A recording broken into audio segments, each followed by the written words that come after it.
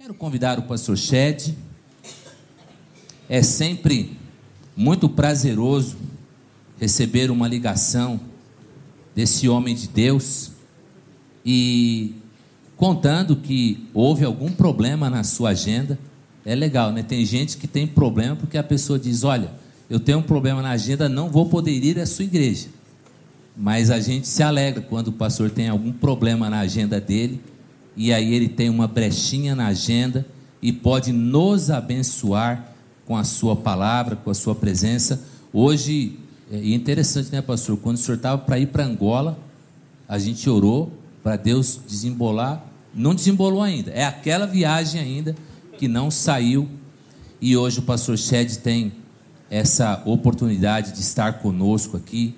Eu queria que a gente orasse pela vida dele, para que ele continuasse a ser esse instrumento que tem sido de bênção na nossa vida. Pai Celeste, pedimos que o Senhor mais uma vez use o teu servo para trazer ao nosso coração o recado que o Senhor tem reservado a cada um de nós. Continua usando o teu servo na edificação do teu povo e que possamos nos alegrar com tudo aquilo que o Senhor quer dizer ao nosso coração na sua instrumentalidade. Oramos assim alegres, no nome santo de Jesus, hoje e sempre. Amém. Bom dia a todos. Estou feliz em vê-los. Tem muita gente que foge de qualquer reunião de decisão, se não querem ser responsáveis. Mas, graças a Deus pelos irmãos que estão aqui. O pastor pediu que eu trouxesse alguns livros, e hoje eu trouxe alguns livros grossos. Quase nunca levo livro grosso. Aqui os irmãos vão saber que a editora está investindo pesado em alguns livros. O mais novo, ou quase o mais novo, é a Unidade da Bíblia, do Daniel Fuller, principal professor do Dr. John Piper. Ele já deve ter falecido, mas o curso dele está nesse livro, que tanto impressionou, a Unidade da Bíblia. Tradição cristã, o surgimento da tradição católica. Quando o irmão escuta essa palavra católica, não pense que está falando da católica que existe agora no Brasil. É a católica ortodoxa, que se tornou ortodoxa na história da igreja. Por exemplo, as duas naturezas de Cristo num só personalidade. Isso é muito complicado. E a igreja teve que dar 600 anos, parece, para entender algumas coisas assim e concordar. Os irmãos vão gostar muito. Espero que ainda talvez a autoridade maior, Universidade de Yale, História do Cristianismo, alcance de todos, do amigo meu, que era muito, mas muito apreciado pelos alunos do seminário de Denver. Ele escreveu uma história da igreja que não está tão cheio de datas e detalhes, mas que torna-se então uma história. Portanto, é alcance de todos, inclusive jovens. E finalmente, Alistair McGrath, estamos lendo o novo livro dele sobre a vida de C.S. Lewis, mas ele escreveu essa magnum opus dele, professor de Oxford, uma teologia sistemática, história e filosófica. Os irmãos devem saber, para uma pessoa alcançar uma posição de ser professor em Oxford, tempo de grau, é pessoa que conhece profundamente o assunto. E o mais importante de tudo, que ele é crente mesmo. Na universidade, por exemplo, tem Richard Dawkins, que é um dos mais famosos ateus do mundo.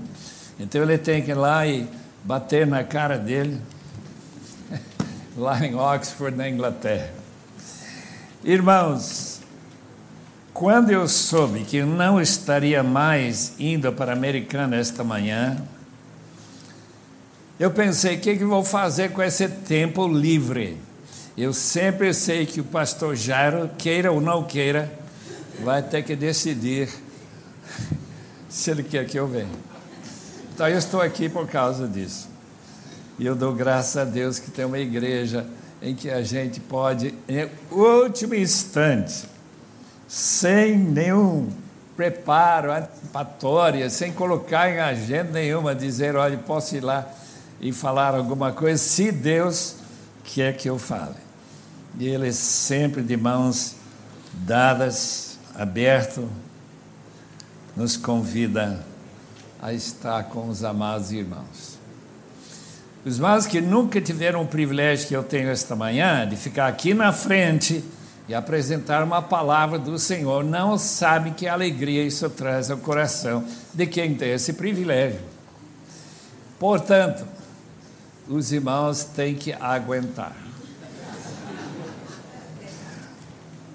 O texto, Filipenses 4. Filipos, para onde essa carta foi enviada, de uma prisão. E ninguém sabe com certeza onde que Paulo estava, qual prisão das prisões múltiplas que o apóstolo foi encarcerado. Roma, Cesareia ou Éfeso. São as três possibilidades. Um professor alemão tem feito uma pesquisa bem detalhada para tentar provar que esta carta foi escrita de Éfeso, hoje ao oeste de Turquia, e não de Roma, porque a tradição de há muito tempo é que a carta foi escrita em Roma. Um dia vamos saber. O importante dessa carta é que Filipos era uma colônia romana, uma colônia de cidadãos romanos, convidados após a guerra entre Otaviano, que se tornou Augusto César, e Antônio. Depois da morte de Júlio César, lá pelo ano 44 a.C., Otaviano vai entrar na briga com Antônio. Ele vence a guerra perto, lá na Macedônia, perto de Filipos. E os irmãos que vão para a Grécia hoje, para visitar aquele lugar, vão encontrar uma cidade bem organizada, isto é, as ruínas que existiam exatamente na época de Paulo. Inclusive mostrar onde está a prisão em que Paulo esteve naquela noite em que o terremoto que Deus arranjou. De vez em quando ele arranja coisas bem grandes para mostrar que ele está em controle das coisas. E que libertou tanto Silas como o apóstolo Paulo. Aquela igreja se torna uma igreja muito amada pelo apóstolo. Por quê? Porque há uma igreja só que nós sabemos mandava oferta para ele. Paulo, quando não tinha dinheiro, trabalhava costurando tentas de couro. Mas quando ele tinha suficiente para poder pagar as contas, especialmente alimento, ele normalmente não ficava nem em pousada, em hotel, ele sempre ficava em casa de alguém.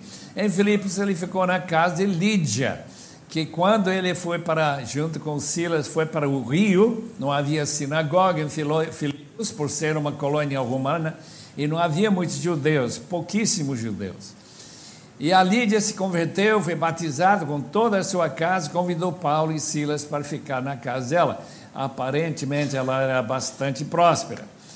E na prisão, quem se converte é o carcereiro.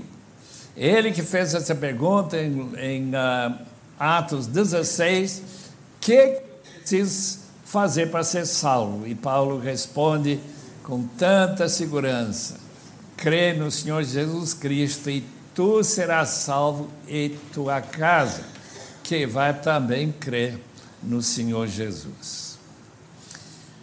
Já com a Bíblia aberta, capítulo 4 de Filipenses, quero ler uns 6, 7 versículos.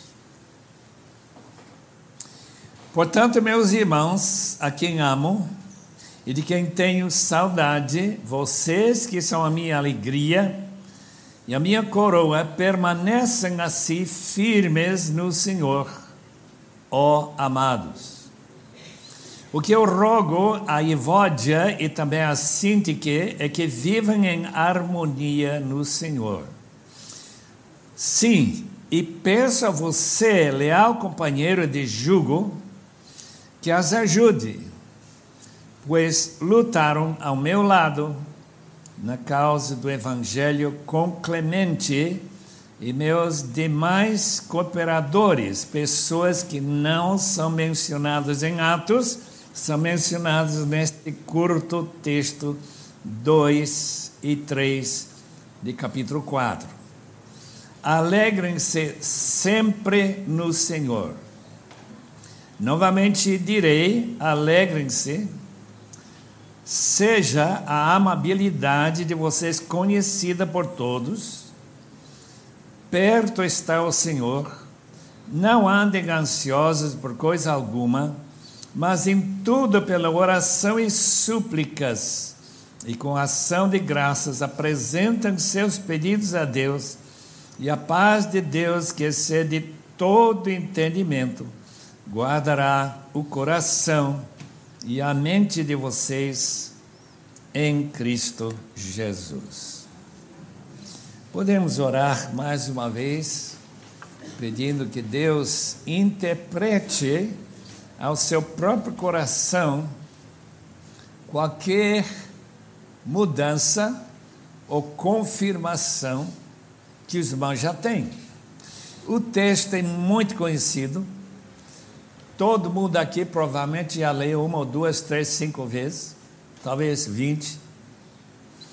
Portanto, falar alguma coisa que possa abençoar sua vida, num texto tão conhecido, talvez possa ser chover no mar, mas Deus tem capacidade de tornar sua palavra bem prática e para chamar nossa atenção alguma mudança que deveria ser realizada em nossa vida e prática. Senhor, obrigada por esse texto tão familiar e texto tão abençoado na vida de milhões de pessoas. Rogamos que nesta manhã, aqui no centro de Santo Amaro, mais uma vez o Espírito Santo tenha liberdade de agir e interpretar sua palavra para cada pessoa nesse salão. Rogamos pelas decisões ou decisão que será tomada logo depois. Rogamos que tua honra e tua glória seja em destaque principal. Rogamos em nome de Jesus. Amém, Senhor. Amém. A igreja começou ao lado de um pequeno riacho na Macedônia, ao lado de Filipos. Não há menção de nenhum homem lá, só mulheres. E Deus usou aquele encontro de Paulo para formar esta igreja que tomou tanto cuidado com o apóstolo Paulo. Este texto enfatiza, aliás, a carta toda enfatiza a alegria. 16 vezes, se os irmãos contarem, vai encontrar a palavra alegria numa ou outra de suas variadas formas, mostrando que o apóstolo na prisão, seja em Éfeso, onde sua vida estava em jogo, que ele também vai mencionar mais cedo na carta, ou se estiver em Roma, naquela casa alugada, durante aqueles 2 anos de 59 a 61 depois de Cristo. A palavra-chave, portanto, nesta manhã é esta palavra: alegrem-se sempre no Senhor. Essa frase, alegrem-se, com a palavra sempre, na pessoa de Deus, Cristo, porque o Senhor tanto fala de Deus Pai como fala do Senhor Jesus. Que sua alegria nunca fique abalada ou transformada em tristeza, ou em lágrimas internas, porque Paulo fala em capítulo 3 das lágrimas que ele derramava quando ele pensava naqueles irmãos, talvez em Éfeso, que tinham um ídolo no seu estômago. Já ouviram falar de alguém que adora seu umbigo? Paulo fala disso, capítulo 3, versículo 18. E ele diz que ele sente uma tristeza imensa com aqueles que aparentemente tinham recebido o Evangelho, sinceramente, mas viviam como eles nunca tivessem ouvido de Cristo.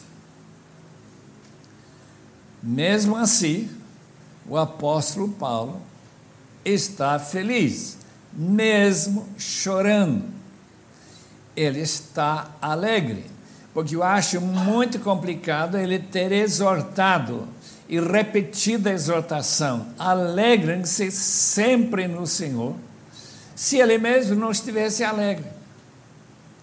Em outras palavras, dentro de nossa psicologia humana, há possibilidades de sentir tristeza ao mesmo tempo que a gente sente alegria.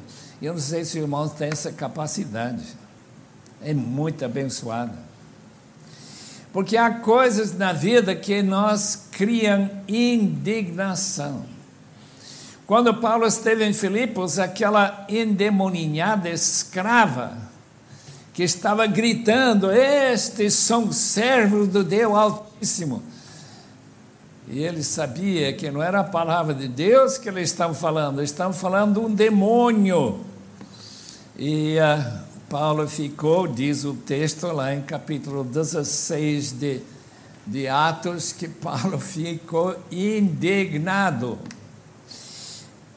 A minha pergunta é esta: os irmãos já aprenderam ficar alegres e tristes ao mesmo tempo? De estar com a cabeça dividida, porque todo o nosso pensamento tem que passar por esse cérebro, e pensar como eu estou feliz, e ao mesmo tempo como eu estou indignado. Eu estou com lágrimas no coração. Se ainda não conseguiram viver essas duas realidades ao mesmo tempo, a gente certamente tem que aprender antes de morrer. Imagina quando alguém aborda você, ou uma pessoa que morava em nossa rua, com revólver na mão, e manda a pessoa entregar tudo que ele tem no bolso, ou até entrar na casa, e ninguém sabe o que vai acontecer. Naquele instante, você sentir imensa alegria e, ao mesmo tempo, medo, que não é uma emoção muito alegre. Ninguém diz: como estou feliz que você apareceu, meu amigo. Você está me ajudando a entender coisas mais profundas na Bíblia. O que é que eu posso fazer para repagar essa tremenda honra que você está me oferecendo? Se nós pudermos enfrentar esse maior de todos os terrores humanos, que é enfrentar a morte súbita com alegria, como o apóstolo Paulo estava passando nessa prisão onde ele esteve, onde ele disse: eu não sei o que Deus planejou para mim, mas se for para morrer, é lucro para mim. Então você está me dando uma bênção. Eu quero ir lá para estar com meu Senhor. Mas se Ele quer que eu tenha alegria de ainda encontrar com meus amigos lá em Filipos, em Tessalônica, em Bereia, em Atenas e em outras cidades, então, pela graça de Deus, me deixe sobreviver. E nós sabemos de 2 Coríntios que Paulo enfrentou bestas ou feras em Éfeso. Quer dizer, sua vida ficou com o que ele chama de sentença de morte.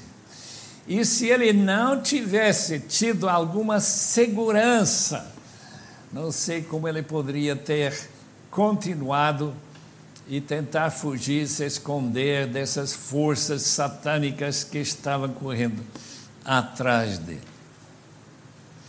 Portanto, ponto número 1, a obrigação central do texto é sempre alegre, gozoso no Senhor.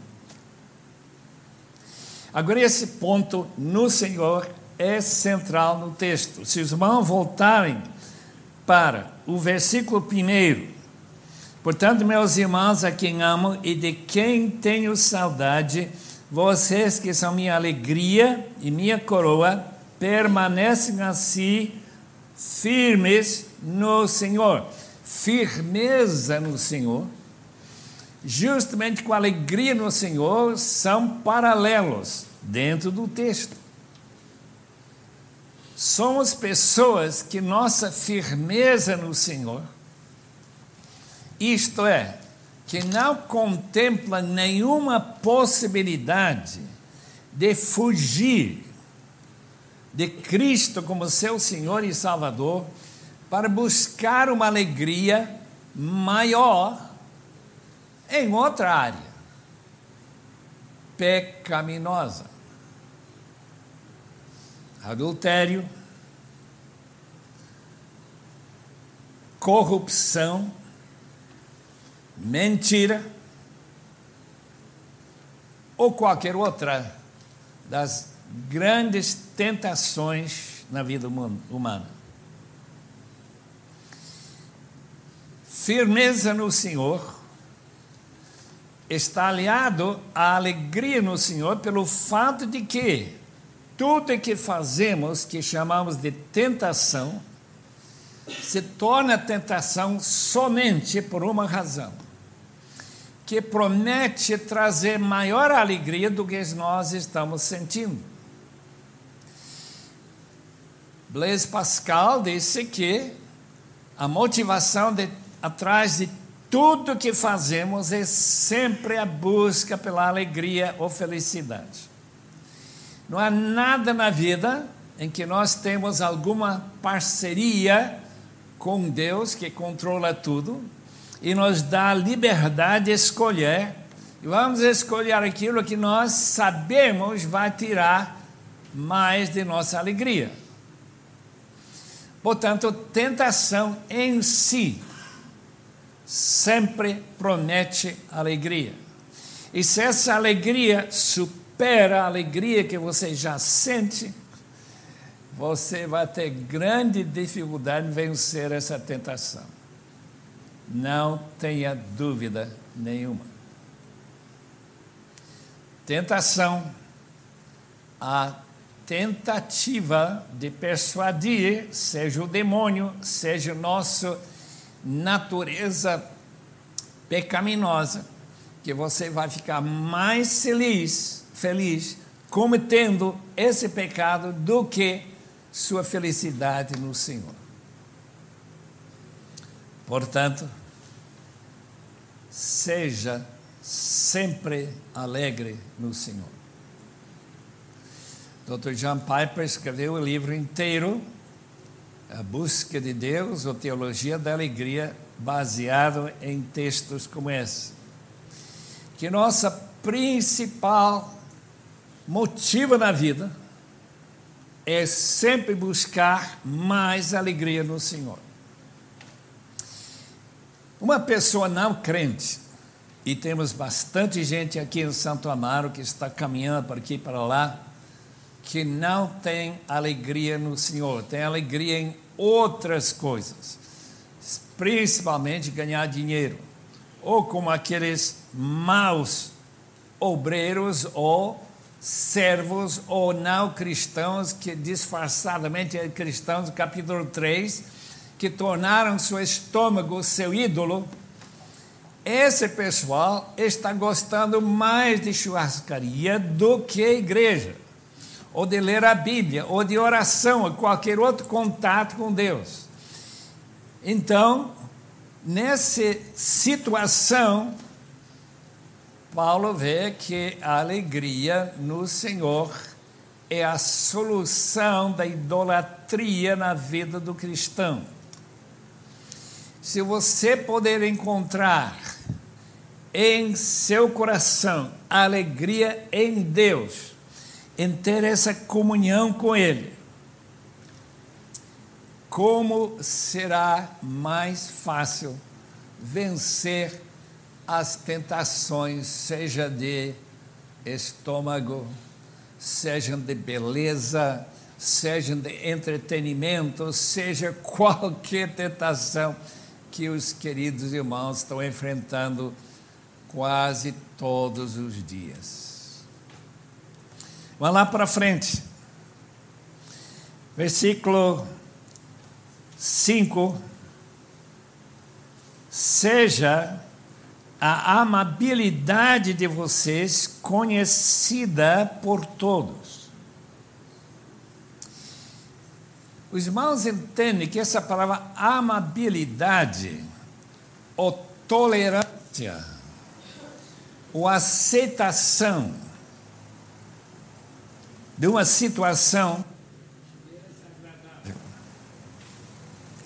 que no meio dessa situação sua amabilidade seja conhecida, seja evidente a todo mundo. Como que é isso? Nós estamos enfrentando, como os irmãos já ouviram esta manhã, uma situação complicada hoje e durante esses próximos meses ou até, talvez anos, eu não sei quanto tempo vai durar essa instabilidade no nosso país.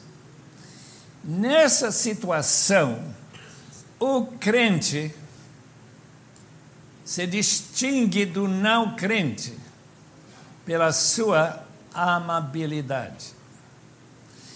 Amabilidade, uma palavra rara no Novo Testamento, fala de especialmente moderação.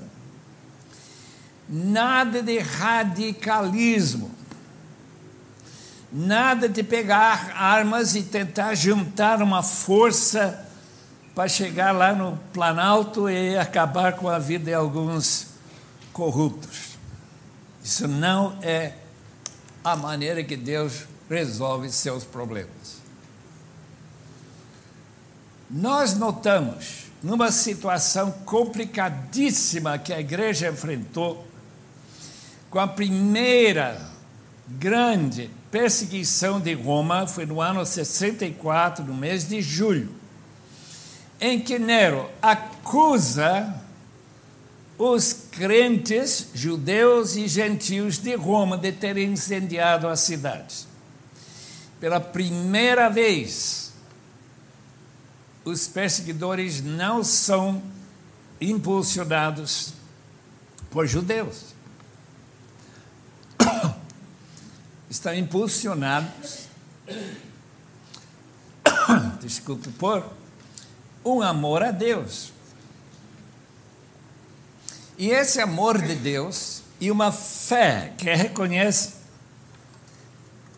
que Deus está acima de Nero, eles aceitam a perseguição. Vai abrir, irmão. Já tem um parar aqui.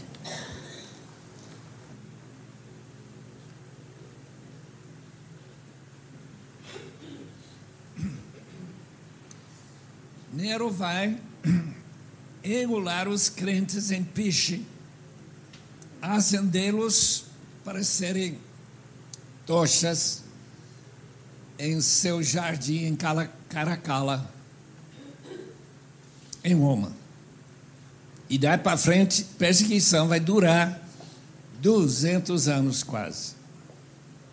Com muitos crentes mortos, muitos levados para lutar contra as feras nas arenas. Todos conhecem muito bem a história. Mas, no meio de tudo isso, nenhuma palavra dos crentes se unirem, pegar armas e tentar derrubar o governo. Que sua moderação, que sua amabilidade, que pessoas cantando na prisão, em vez de reclamar para os magistrados de Filipos que vocês foram açoitados sem direito nenhum, porque eram cidadãos romanos. Número 3. Por que podemos ficar sempre felizes no Senhor? Porque o Senhor está perto, está próximo. E a gente não sabe o que Paulo queria dizer com essa frase. Ou ele queria dizer, ele está ao seu lado. Nada vai acontecer com você, conquanto ele está ao seu lado. Por quê? Porque ele é dono de tudo, tem poder suficiente para afastar qualquer perigo da sua vida. E qualquer decisão que ele tomar vai dar certo. Ele está perto. Ele não está ignorante daquilo que você está passando. Ou significa que Cristo está voltando logo. Os irmãos entendem que várias vezes no Novo Testamento Jesus promete voltar brevemente, brevemente. Enfatiza esse ponto, ele volta logo. Por que ele fala isso? Eu acredito, posso estar errado, porque a Bíblia não explica como que ele pode estar chegando breve e demorar ainda 2000 anos. A proximidade de Cristo na sua volta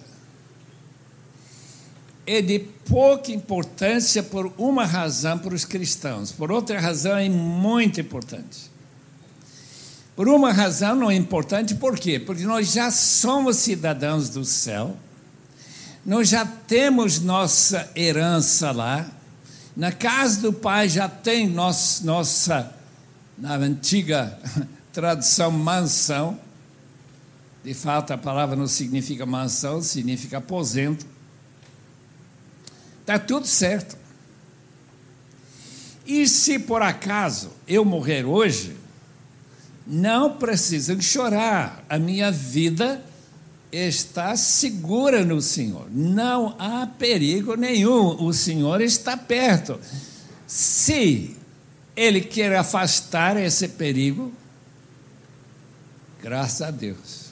Se não, então, logo estarei sendo levado pelos anjos para a presença de Deus, ainda mais próximo do que agora. O Senhor está perto. Se há alguma razão para eu ficar tremendamente feliz nesta manhã, essa certeza que na medida que a gente vai envelhecendo, e a gente começa a notar algumas mudançazinhas bem leves, né? Os irmãos não sabem porque não ficaram tão velhos ainda. que isso não é motivo, porque o Senhor está perto, motivo de tristeza, de reclamação. Eu não queria ficar velho, então o que você vai ficar? Vai encontrar essa fonte de juventude que de sol, aqueles procuraram na Flórida há 500 anos atrás. Eu acho que não vai dar certo isso, não. Mais um ponto. Versículo 5 diz: o Senhor está perto. Versículo 6: não andem ansiosos por coisa alguma. A ansiedade normalmente é considerada uma natureza normal, não pecaminosa. Normalmente, a gente não escuta mensagens do pastor, talvez o pastor já era diferente, que afirmam que a ansiedade é pecado. Mas, segundo esse texto, é pecado mesmo. É um daqueles pecados que não confessamos, porque é tão natural para todo mundo ficar ansioso por alguma coisa. Coisas mais sérias e coisas menos sérias. O texto diz: por coisa alguma eu tenho direito diante de Deus de ficar com ansiedade. Eu lembro uma vez que Patrícia, com sua irmã, já faz quase 50 anos, já, talvez mais, veio nos visitar aqui em São Paulo, foram para o centro, e eu tinha que falar essa noite numa igreja lá no centro de São Paulo, e na medida que o relógio vai dizendo, olha, está na hora de sair, ou está quase na hora de sair, mas eles não apareceram. Com certeza foram sequestrados. E aquele sentimento interno de não ter aquela alegria absolutamente dominante na vida. Eu não sei onde estão. Naquela época nem tínhamos telefone. Lembro quando os telefones custavam alto, muito alto. E lá para a hora H, eles apareceram. Alívio e arrependimento. Não fiquem ansiosos por coisa alguma. Deus está em total controle, não apenas controle de alguns eventos e não outros. Talvez a razão que a minha ansiedade cresceu porque eu tomei uma decisão errada e agora estou sofrendo um castigo da parte de Deus, qualquer que seja a razão para ficar ansioso. É pecado, segundo o meu texto. Está na sua Bíblia também. Eu lembro do pastor que eu gostava mais de ouvir quando era seminarista, era o Dr. Donald Barnhouse, lá na Filadélfia. E ele contou uma vez, numa das suas mensagens, quando ele fazia um turno pelos Estados Unidos de trem, naquela época não havia aviões, 1953, 52, então ele ia para Boston dar uma mensagem, na segunda, na terça ele dava em outra área, e finalmente chegou em Cleveland, Ohio, e daí recebeu um telefonema: seu filho esteve em um acidente muito grave, nós queremos permissão de operar. Ele deu. Daí ele pegou o seu trem, o Pullman, né, aqueles trens de camarote, e voltou e dormiu tranquilamente. Meus irmãos, poder saber que quando você chegar em casa, haverá notícia que seu filho morreu na mesa de operação, pode criar um pouco de ansiedade em alguns corações, dependendo se você está sempre alegre no Senhor.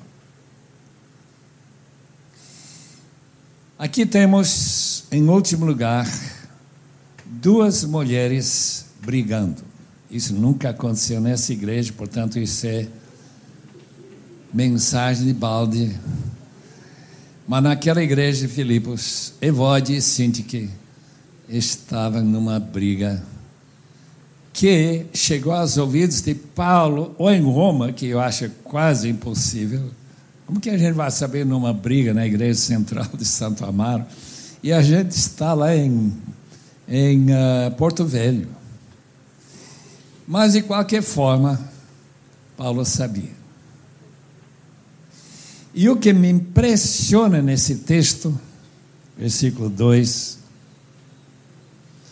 é que ele acrescenta a sua carta tão importante, lida por dezenas e dezenas de milhões de pessoas, os nomes daquelas duas mulheres. Parece absolutamente incoerente com tudo. Imagina lá no céu como aquelas duas mulheres, que ele deve ter uma cópia dessa carta para eles dar uma olhada e ver seus nomes mencionados na palavra. Por que Paulo vai mencionar essas duas mulheres? A única explicação que eu posso sugerir é porque eles tinham perdido sua alegria no Senhor por causa dessa briga. Todo mundo sabe que brigas na família, mulher e marido, irmãos da igreja, provoca uma falta, diminuição de alegria na sua alma. Daí Paulo refere a 2 ou 3 outros irmãos, ninguém sabe se essa palavra Suzugi é nome de alguém, a gente nunca ouviu esse nome de alguém que eu saiba, fiel companheiro de jugo, mas esse é o significado de Suzugi, que tanto ele como Clemente ajudam aqueles irmãs a encontrar a solução da sua briga, que eles se tornem facilitadores, conselheiros, para ajudar aquelas amadas irmãs que ou companheiros no trabalho que ajudaram Paulo quando ele esteve em Filipos. Talvez duas mulheres que estavam lá do Rio, quando Lídia se converteu, quem sabe? Tudo vamos saber mais em detalhes quando chegarmos no céu. O que é que aconteceu? Se a reconciliação deu certo, eu não sei. Ninguém sabe na terra hoje. Mas importante é a lição que nós encontramos aqui, queridos irmãos. Quando ver alguma briga entre pessoas que se chamam e se confessam ser cristãos, essa briga não pode continuar sem tirar a alegria constante, contínua no Senhor. Porque fere o próprio corpo de Cristo. E agora é Cristo que tem problema nos seus membros, uma dor, como algumas pessoas têm. Aquele que morreu na cruz e passou toda aquela dor para pagar pecados agora vai sentir a dor nos membros do seu próprio corpo. Olha, Evódia, sinto que me faço um imenso favor de se buscar a solução no Senhor e voltar a experimentar a alegria constante no Senhor. Que Deus abençoe os amados irmãos em tudo que está perturbando sua vida. Seja nosso governo, seja a alta do dólar, seja a perda do emprego, qualquer coisa que está perturbando a sua vida. Nunca esqueçam que o Senhor está perto. Ele está ao par de tudo que está acontecendo. E se for uma coisa mais séria, como câncer mortal, não se preocupe. A gente tem sua casa bem melhor lá do que tem aqui. Por isso, Paulo podia dizer que é lucro. Portanto, o que acontecer seja motivo de ainda mais alegria no Senhor. E sempre. Obrigado, Senhor. Obrigado pela palavra de Filipenses capítulo 4. Obrigado por ter um apóstolo que sofreu tanto, que ficou indignado, que chorava com os problemas da igreja, como também os problemas de pessoas falsas. Mas no meio de tudo isso, ele tem uma recomendação para todos nós. Sejam oferecidas nossas súplicas com gratidão e esperemos sempre no Senhor, porque nossa alegria está em Ele. Leva todo mundo, Senhor, hoje para casa alegre no Senhor. Que estejam de volta à noite alegre no Senhor. Que tudo que vai enfrentar nessa semana só motivo de alegria no Senhor. E nós te agradeceremos eternamente que tu nos amaste tanto para oferecermos a solução de toda perturbação na vida, com essa alegria constante. Em nome de Jesus. Amém.